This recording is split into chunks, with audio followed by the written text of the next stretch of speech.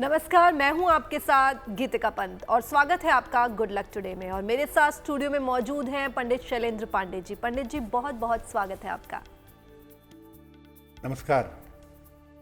तो आज हम बात करेंगे कि कैसे सावन में विशेष उपाय करके आप कुंडली के शाप का नाश कर सकते हैं।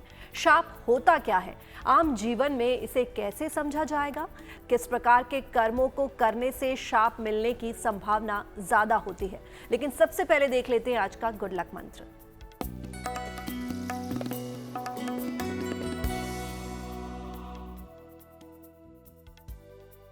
जब भी आप पार्थिव पूजन के लिए शिवलिंग बनाते हैं, घर में पार्थिव पूजन करना चाहते हैं, शिव जी की पूजा करना चाहते हैं, तो नदी या कुएं की मिट्टी का प्रयोग करिएगा।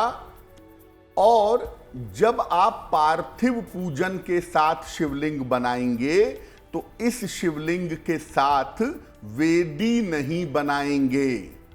बिना वेदी के शिवलिंग बनाइएगा, इसका पार्थिव पूजन करिएगा और पार्थिव पूजन के बाद इस शिवलिंग को जल में प्रवाहित कर दीजिएगा। और चलिए अब जान लेते हैं 7 जुलाई 2023 यानी कि शुक्रवार का पंचांग क्या है।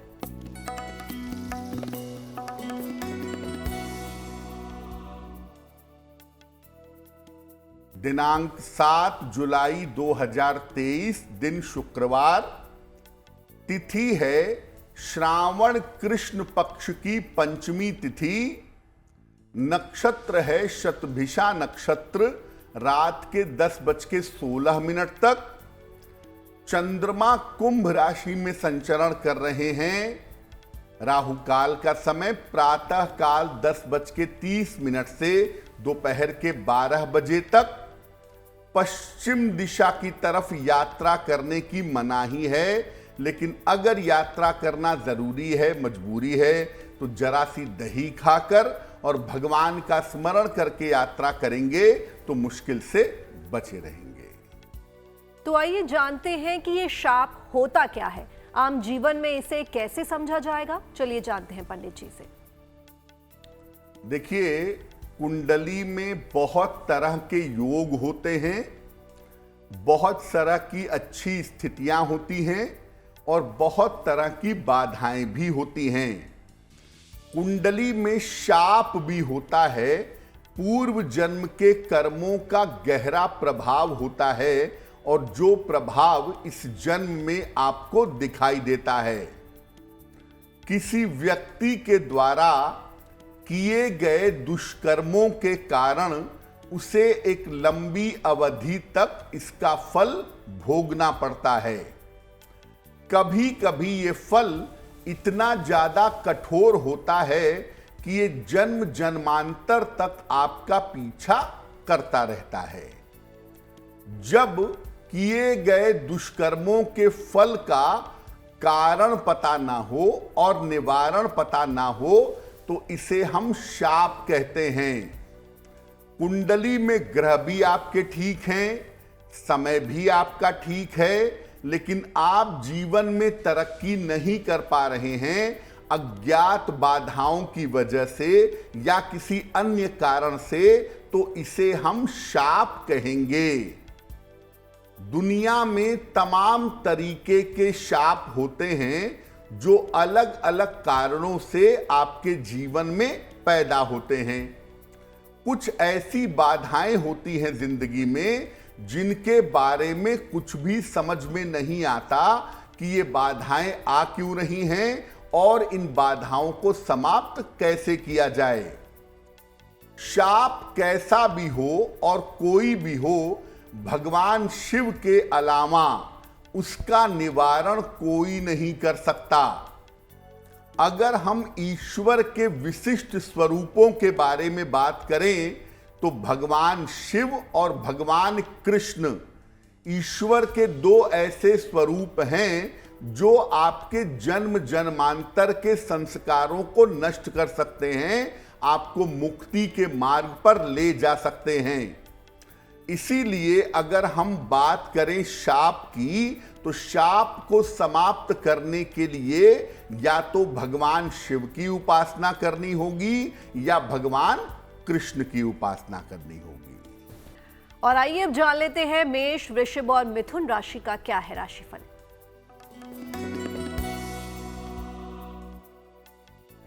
मेष राशि, धन लाभ के उत्तम योग आपके लिए बन रहे हैं।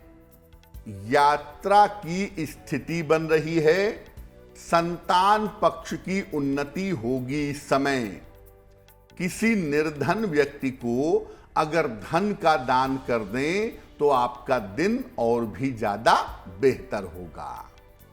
शुभ रंग होगा नीला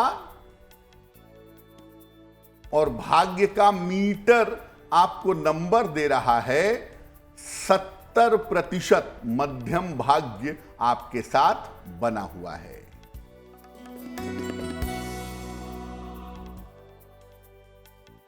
वृषभ राशि, करियर में सफलता मिलेगी। मानसिक चिंताएं आपकी समाप्त होंगी। परिवार में शुभ और मंगल कार्य होगा। खाने पीने की वस्तु का अगर दान कर दें तो आपका दिन और भी ज्यादा बेहतर होगा।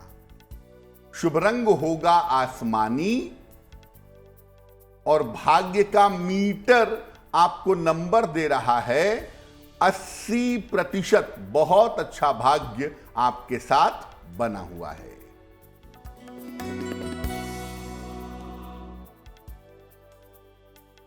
मिथुन राशि, मानसिक चिंता समाप्त होगी।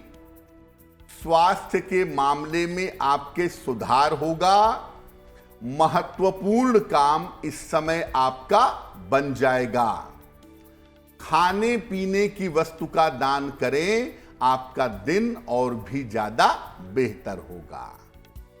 शुभ रंग होगा पीला और भाग्य का मीटर आपको नंबर दे रहा है 75%। उत्तम भाग्य आपके साथ बना हुआ है। तो चलिए जानते हैं कि आपके जीवन में शाप का क्या प्रभाव पड़ता है। देखिए, कुंडली के लक्षण ऐसे होते हैं जिन लक्षणों के आधार पर आप ये समझ सकते हैं कि आपके जीवन में शाप है या आपके जीवन में दोष है। कैसे जानेंगे? मुख्य रूप से राहु एक ऐसा प्लेनेट है, राहु एक ऐसा ग्रह है जिसकी स्थिति अगर कुंडली में खराब हो तो इसको शाप समझना चाहिए। ये मानना चाहिए कि कुंडली में शाप का प्रभाव जरूर होगा। कुंडली में सूर्य और राहु का अगर संबंध हो तो समझना चाहिए कि जीवन में शाप का प्रभाव अवश्य है। चंद्रमा और राहु का अगर संबंध हो तो भी समझना चाहिए कि जीवन में शाप का प्रभाव हो सकता है और यह प्रभाव आपको जीवन में दिखाई देगा। कुंडली में अगर शनि के साथ राहु का संबंध है, वैसे तो इसको कुछ और दोष भी कहते हैं, लेकिन शनि और राहु का संबंध होने पर भी यह समझना चाहिए कि कुंडली में जीवन में शाप का प्रभाव अवश्य है। राहु अगर कुंडली के अष्टम भाव से संबंध रखे या अष्टम भाव के स्वामी के साथ संबंध रखे तो ऐसी स्थिति में भी शाप होगा, ऐसा समझना चाहिए। अगर आपके हाथों के बीचों बीच में, हथेलियों के बीचों बीच में तिल हो तो समझना चाहिए कि आपके जीवन पर अज्ञात बाधाओं का प्रभाव है, आपके जीवन पर शाप का प्रभाव है और ये प्रभाव आपको अपने जीवन में दिखाई देगा। तो हाथों के बीचों बीच में अगर तिल हो तो ये अज्ञात बाधा की सूचना देता है और ये बताता है कि पूर्व जन्म के जो कर्म हैं वो शाप के रूप में इस जन्म में आपके साथ बने रहेंगे। और आइए अब जान लेते हैं कर्क, सिंह और कन्या राशि का क्या है राशिफल।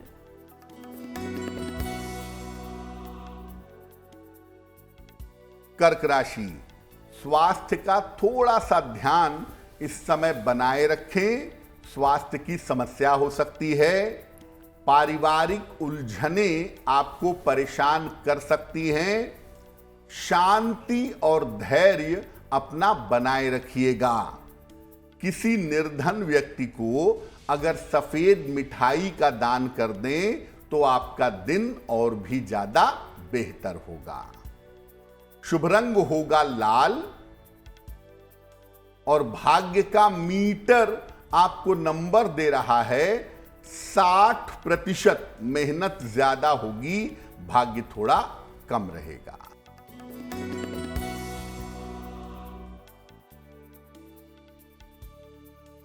सिंह राशि, बड़े धन लाभ के योग बन रहे हैं। स्वास्थ्य अच्छा बना रहेगा। परिवार में शुभ कार्य होगा। किसी निर्धन व्यक्ति को अगर धन का दान कर दें तो आपका दिन और भी ज्यादा बेहतर होगा। शुभ रंग होगा क्रीम और भाग्य का मीटर आपको नंबर दे रहा है 70%। मध्यम भाग्य आपके साथ बना हुआ है।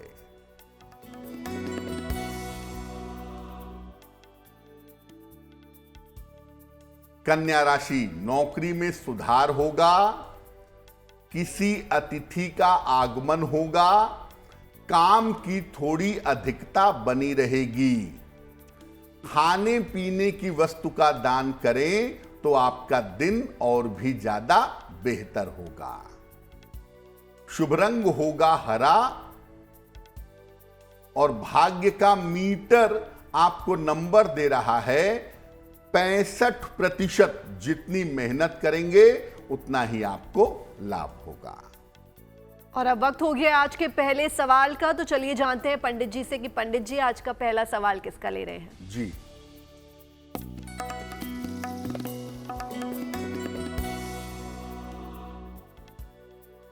आज का पहला प्रश्न पुष्पा मिश्रा जी ने हमें लिखा है। जौनपुर से लिखती हैं। ये अपने पुत्र के बारे में जानना चाहती हैं। पुत्र की जन्म तारीख है 11 अप्रैल 1988, रात में 11 बजे। जन्म स्थान है जौनपुर। ये पूछ रही हैं कि मेरे पुत्र का विवाह कब तक होगा, कैसा रहेगा और मेरे पुत्र के करियर की स्थिति कैसी रहेगी। पुष्पा जी, आपके पुत्र की कुंडली के हिसाब से उनके विवाह का समय चल रहा है और साल 2023 के अंत तक उनके विवाह होने की संभावना प्रबल रूप से दिखाई दे रही है। जब भी विवाह करिए कुंडली मिला करके सोच समझ करके निर्णय लीजिएगा, वही करना आपके लिए बेहतर होगा। करियर की स्थिति आपके पुत्र की बिल्कुल ठीक है। करियर में किसी तरह की चिंता की बात नहीं है। हालांकि ऐसा लग रहा है कि अगले 4 महीने में यानी अक्टूबर के पहले पहले तक ये अपने करियर में कोई बदलाव करेंगे, इस तरह की संभावना फिलहाल दिख रही है। आप ऐसा करें, अपने पुत्र को एक ओपल बनवा के पहना दें। लगभग 10-12 रत्ती का ओपल चांदी की अंगूठी में, दाहिने हाथ की तर्जनी उंगली में, शुक्रवार की शाम को ओपल पहनाने से लाभ होगा। और दूसरा काम करें, अपने पुत्र को कहें कि वो सुबह शाम दोनों समय 108 बार नमः शिवाय का जप करें तो उनके लिए बहुत शुभ होगा। हमें अपने सवाल भेजने के लिए आप हमें ईमेल कर सकते हैं और हमारी ईमेल आईडी आपकी टीवी स्क्रीन पर फ्लैश हो रही है। तो चलिए अब वक्त हो गया दूसरे सवाल का। तो पंडित जी, दूसरा सवाल किसका ले रहे हैं? जी,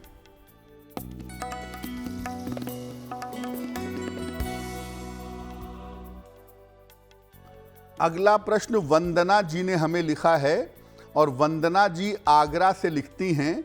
अपने पुत्र रजत के बारे में जानना चाहती हैं। रजत की जन्म तारीख है 26 दिसंबर 2001, प्रातः 8:30 बजे। जन्म स्थान है पीलीभीत, उत्तर प्रदेश। ये कह रही हैं कि मेरे बेटे के स्वास्थ्य में कोई ना कोई परेशानी हमेशा लगी रहती है। क्या उपाय किया जाए जिससे मेरे बेटे का स्वास्थ्य हमेशा अच्छा बना रहे? वंदना जी, आपके पुत्र की कुंडली में चंद्रमा और बृहस्पति इन दोनों की स्थिति ठीक नहीं है और ज्यादातर समस्या आपके बेटे को पेट की है या सर्दी जुखाम कोल्ड कफ की है। आप ऐसा करें, अपने पुत्र को एक पन्ना बनवा करके पहना दें। लगभग 6-7 रत्ती का पन्ना चांदी की अंगूठी में, दाहिने हाथ की सबसे छोटी उंगली में, बुधवार की शाम को उनको पन्ना पहनाएं और दूसरा उनसे कहें कि वो रोज सुबह सूर्य भगवान को जल चढ़ाएं। उनके स्वास्थ्य में सुधार होना शुरू हो जाएगा। और चलिए जानते हैं कि हमें किस प्रकार के कर्मों को करने से शाप मिलने की संभावना ज्यादा हो जाती है। देखिए, पूर्व जन्म के कर्म और पूर्व जन्म के संस्कारों का प्रभाव इस जीवन में होता है जो शाप के रूप में आपको दिखाई देता है। लेकिन इस जन्म के भी कुछ ऐसे कर्म होते हैं जिन कर्मों को करने से आपके जीवन पर शाप की छाया पड़ जाती है और आपके जीवन पर शाप का प्रभाव इस जन्म में भी आ जाता है। जैसे, अगर आप अपनी जिम्मेदारियों को नहीं निभाते, अपने दायित्व को नहीं निभाते, जिसकी वजह से लोगों को कष्ट होता है, तो जीवन में शाप की संभावना बन जाती है। आपकी जिम्मेदारी अपने पति, पत्नी, बच्चों, माता पिता के प्रति जो भी हो, अगर आप उसे नहीं निभाते और उनको कष्ट होता है तो जीवन में शाप की छाया पड़ जाती है। बिना आवश्यकता के अगर आप हरे वृक्ष कटवाते हैं और स्वयं के स्वार्थ के लिए प्रयोग करते हैं तो इसकी वजह से भी आपके जीवन में शाप की संभावना बन जाती है। जब तक बहुत मजबूरी ना हो, हरे वृक्ष काटने का प्रयत्न नहीं करना चाहिए।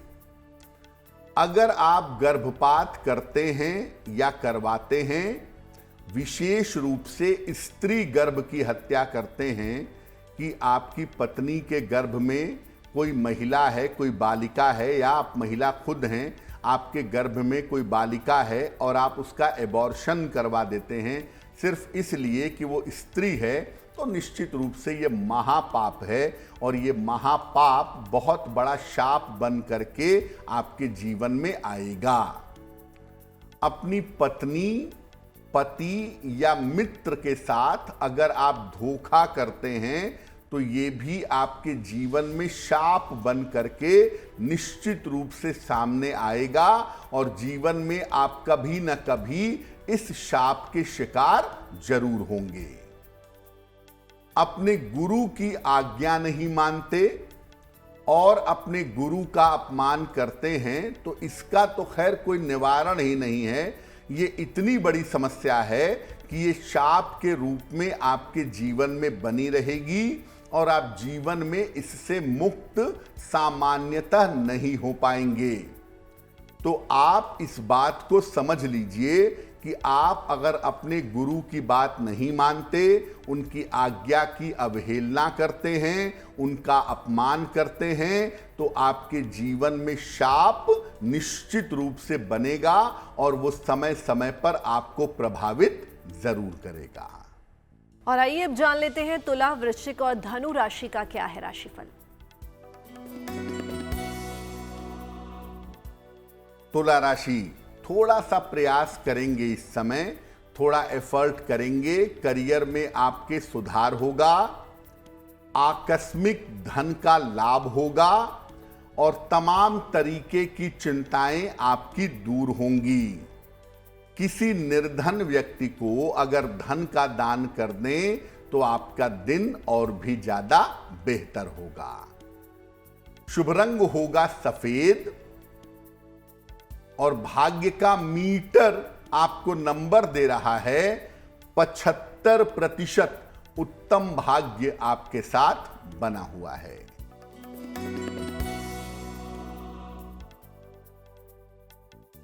वृश्चिक राशि, बेवजह की दौड़ भाग रहेगी। महत्वपूर्ण काम अभी आपके रुक सकते हैं। वाहन सावधानी से चलाइएगा। सफेद मिठाई का अगर आप दान कर दें तो आपका दिन और भी ज्यादा बेहतर होगा। शुभ रंग होगा लाल और भाग्य का मीटर आपको नंबर दे रहा है 60%। मेहनत ज्यादा होगी, भाग्य थोड़ा कम रहेगा।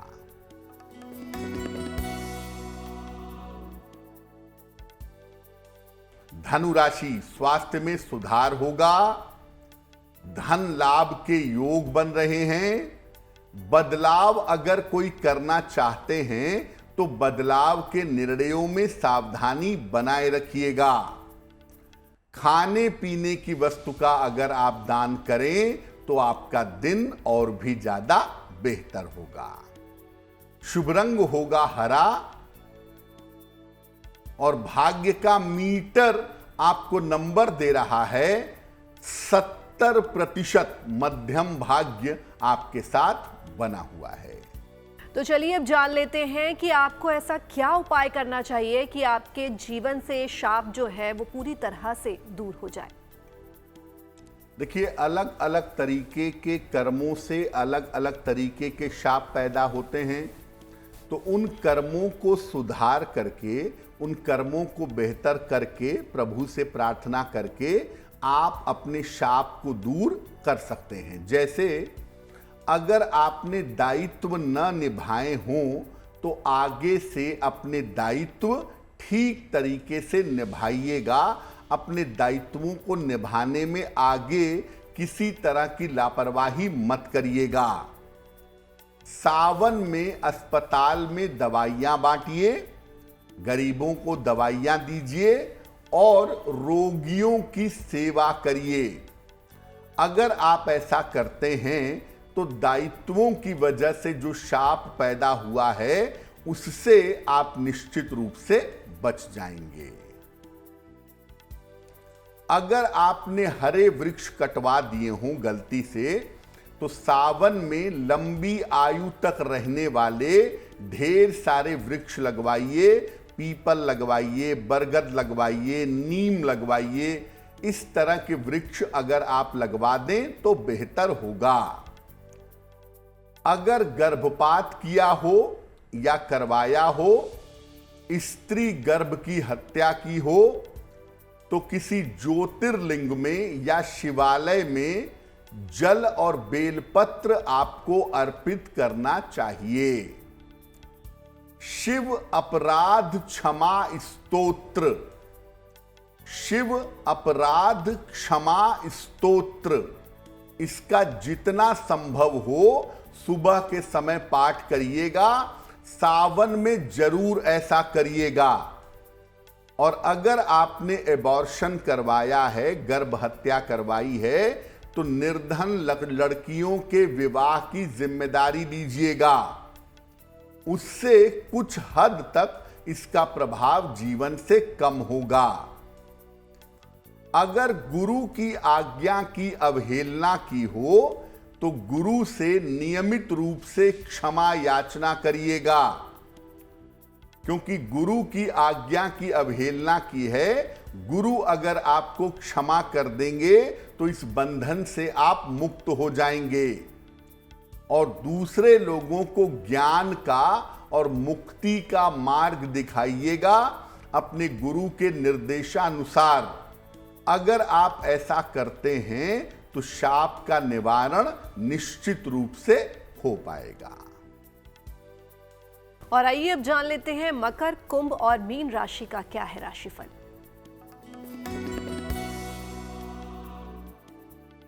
मकर राशि, थोड़ा सा प्रयास करेंगे इस समय तो आपके रुके हुए काम पूरे होंगे। संपत्ति का लाभ आपको हो सकता है। पारिवारिक माहौल आपका अच्छा होगा। खाने पीने की वस्तु का अगर दान करें तो आपका दिन और भी ज्यादा बेहतर होगा। शुभ रंग होगा गुलाबी और भाग्य का मीटर आपको नंबर दे रहा है 80%। बहुत अच्छा भाग्य आपके साथ बना हुआ है।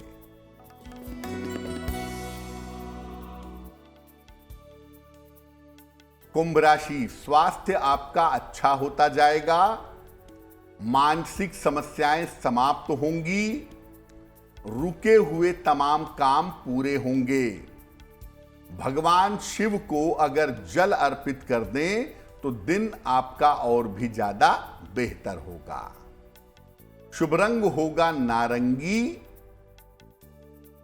और भाग्य का मीटर आपको नंबर दे रहा है 90%। सबसे ज्यादा भाग्य आपके साथ बना हुआ है।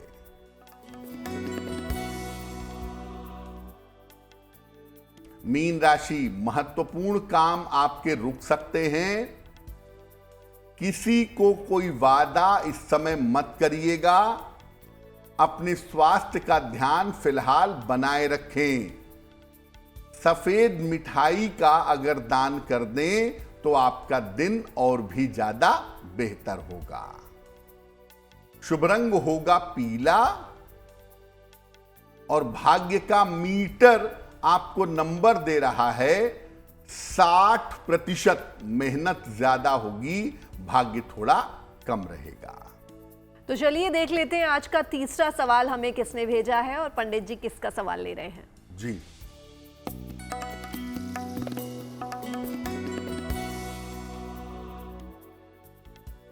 अगला प्रश्न हमें अमित मिश्रा जी ने लिखा है। अमित मिश्रा जी हमें पश्चिम बंगाल से मेल लिखते हैं। इनकी जन्म की तारीख है 25 जनवरी 1997, 1:30 मध्य रात्रि को, दरभंगा, बिहार। ये कह रहे हैं कि मैं नौकरी किस क्षेत्र में करूंगा और मेरा भविष्य कैसा रहेगा।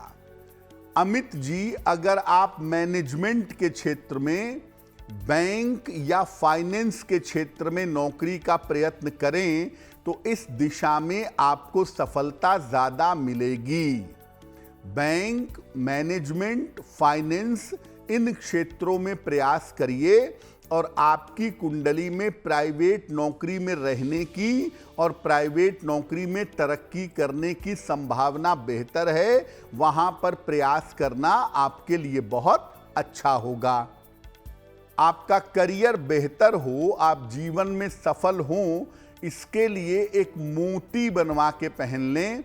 लगभग 10-12 रत्ती की मोती चांदी की अंगूठी में, दाहिने हाथ की सबसे छोटी उंगली में, शुक्ल पक्ष के सोमवार की रात को आपको मोती पहनने से लाभ होगा। तो अब वक्त हो गया आज के आखिरी सवाल का। पंडित जी, आज का आखिरी सवाल किसका है? जी,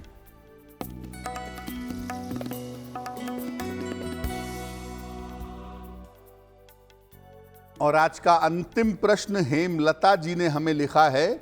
हेमलता जी फरीदाबाद से मेल लिखती हैं। इनकी जन्म की तारीख है 13 नवंबर 1995, 1:45 मध्य रात्रि में। जन्म स्थान है फरीदाबाद।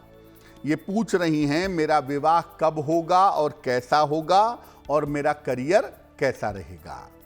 हेमलता जी, आपकी कुंडली के हिसाब से आपका विवाह वर्ष 2024 में होगा।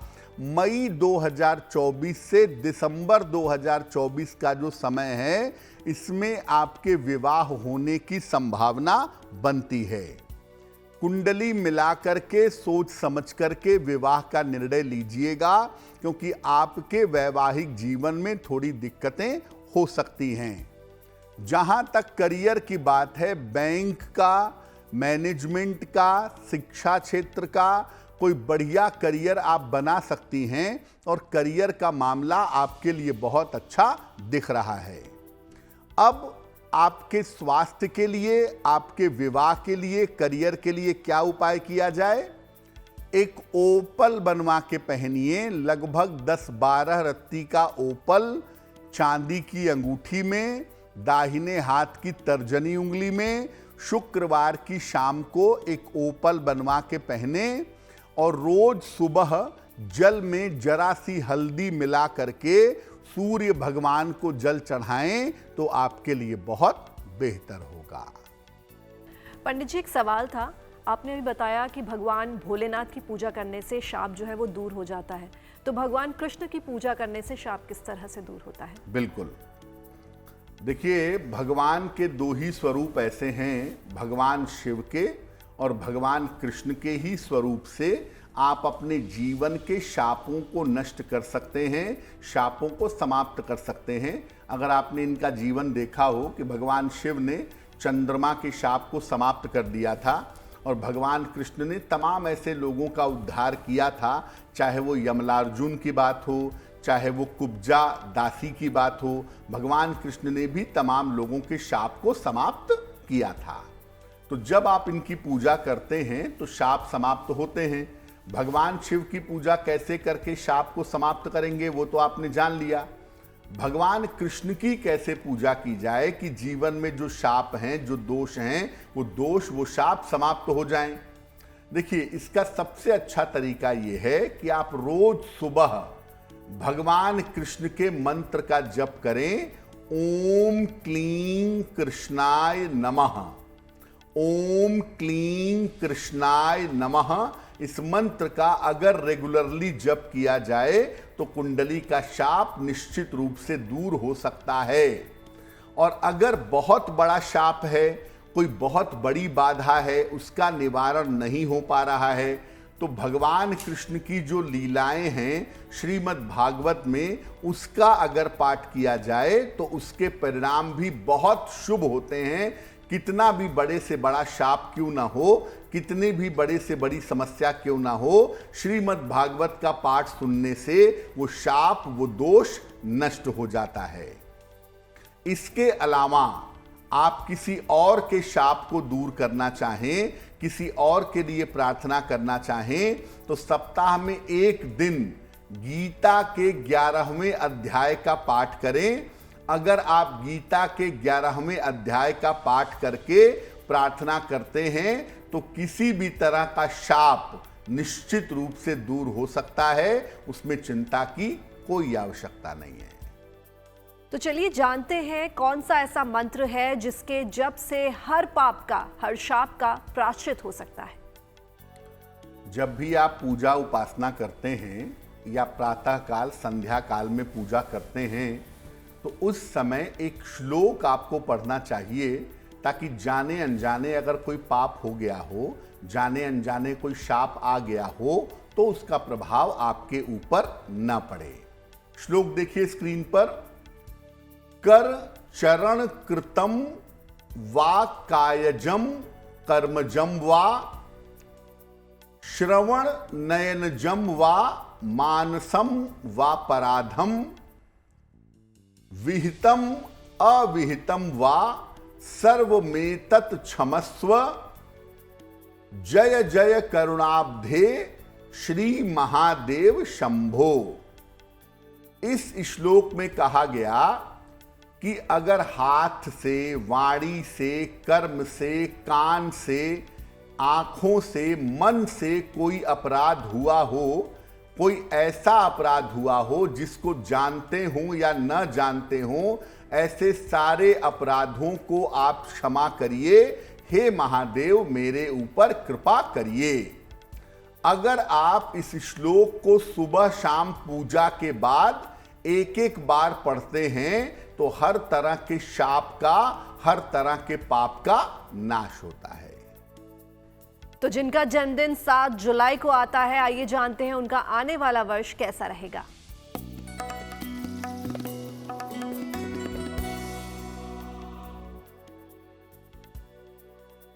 जिन लोगों का जन्मदिन 7 जुलाई को है, उन्हें हम सबकी तरफ से जन्मदिन की हार्दिक शुभकामनाएं।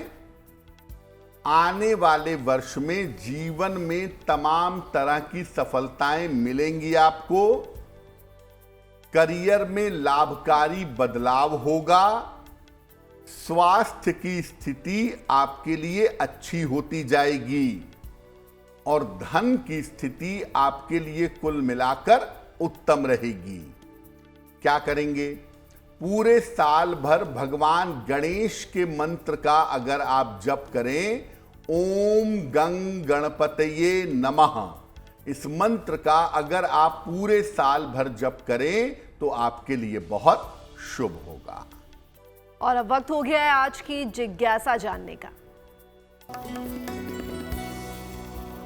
आज की जिज्ञासा है कि क्या भगवान शिव को तुलसी दल या तुलसी पत्र अर्पित कर सकते हैं? देखिए, सामान्यतः अगर आप भगवान शिव की पूजा कर रहे हैं तो उस पूजा में तुलसी दल आप अर्पित नहीं करेंगे। लेकिन स्कंद पुराण के श्रावण महात्म्य में ऐसा कहा गया है कि भगवान शिव और भगवान विष्णु की प्रसन्नता के लिए श्रावण के महीने में यानी सावन के महीने में शिव जी को तुलसी दल अर्पित कर सकते हैं। सामान्यतः अर्पित नहीं करेंगे, लेकिन सावन के महीने में श्री हरि और भगवान शिव इनकी कृपा प्राप्त करने के लिए आप तुलसी दल से पूजा कर सकते हैं। तो चलिए जानते हैं 7 जुलाई 2023 यानी कि शुक्रवार का शुभ पहर क्या है। दिनांक 7 जुलाई 2023 दिन शुक्रवार, शुभ पहर। शुभ पहर का समय है रात के 9 बजे से 10:30 तक।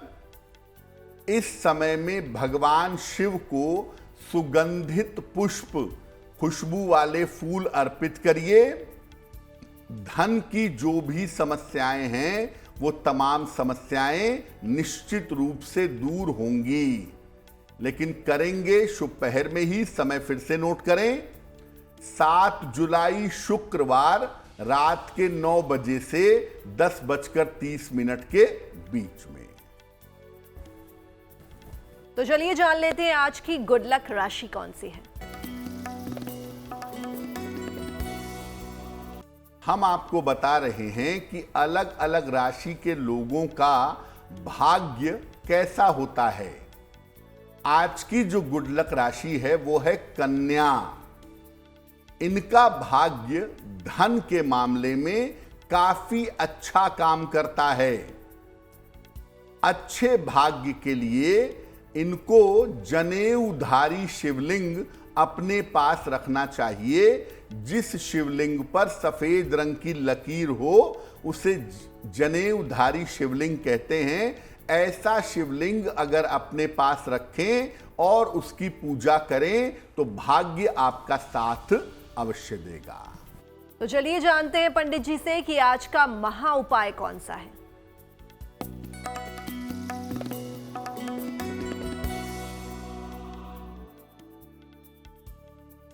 अगर आप अपने वैवाहिक जीवन को अच्छा करना चाहते हैं, आप चाहते हैं कि आपकी मैरिटल लाइफ की समस्या दूर हो, तो क्या करेंगे?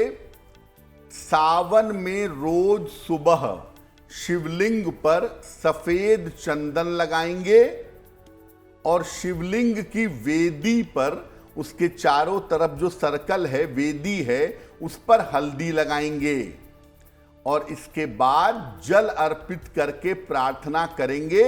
ये प्रयोग सावन में लगातार 11 दिनों तक करिएगा। अगर आप ऐसा करते हैं तो निश्चित रूप से आपके वैवाहिक जीवन की बाधा दूर हो जाएगी। पंडित जी, महा उपाय के लिए आपका बहुत बहुत धन्यवाद। धन्यवाद। और बाकी की तमाम खबरों के लिए आप बने रहिए गुड न्यूज टुडे पर, क्योंकि यहाँ खबरों का सिलसिला यूं ही जारी रहेगा।